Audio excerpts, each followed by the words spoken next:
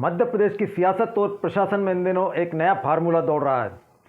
प्रदेश के मुखिया मोहन यादव ने कानून व्यवस्था में और भी अधिक कसावट लाने के लिए यह व्यवस्था बनाई है। आपने अब तक सुना होगा कि जिलों में कलेक्टर होते हैं और संभाग में कमिश्नर, लेकिन सरकार ने अब पुलिस महकमे में भी एक नई लेयर बिछा दी है। जी हाँ, अब तक संभागों में आईजी साहब का डंडा चलता था, लेकिन अब उनके ऊपर सुपर बॉस बैठा दिए गए हैं। गृह विभाग ने फैसला लिया है कि अब एसीएस यानी अपर मुख्य सचिव की तर्ज पर पुलिस विभाग में भी संभाग प्रभारी नियुक्त किए जाएंगे। अर्थात अब मॉनिटरिंग होगी।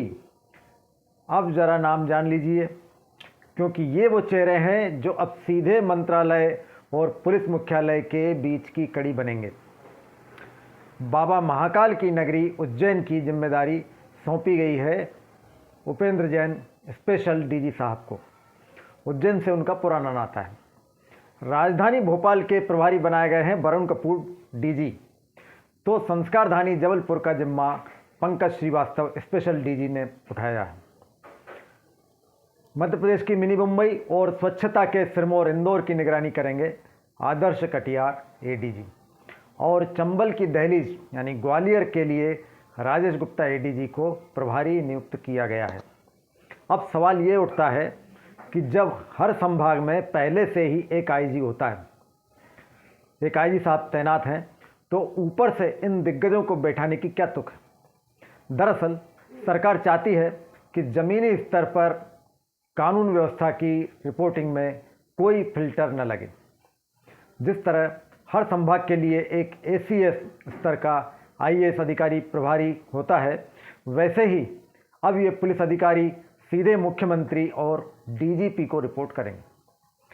चाहे वो भ्रष्टाचार के मामले हों, लॉ एंड ऑर्डर की चुनौतियां हों, अब कोई बहानेबाजी नहीं चलेगी, क्योंकि अब साहब के ऊपर भी एक बड़े साहब की नज़र हो गई है। तो अब देखना यह है कि इस एसीएस पैटर्न से मध्य प्रदेश की पुलिसिंग में कितना सुधार आता है, या फिर ये सिर्फ कागजी घोड़ों की एक और रेस बनकर रह जाता है।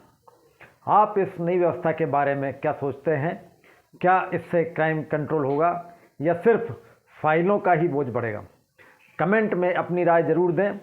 हमें फेसबुक, इंस्टाग्राम, एक्स पर फॉलो करें। हमारे यूट्यूब चैनल को सब्सक्राइब करना न भूलें। ऐसी ही अन्य खबरों के लिए बने रहिए हमारे साथ। जय महाकाल।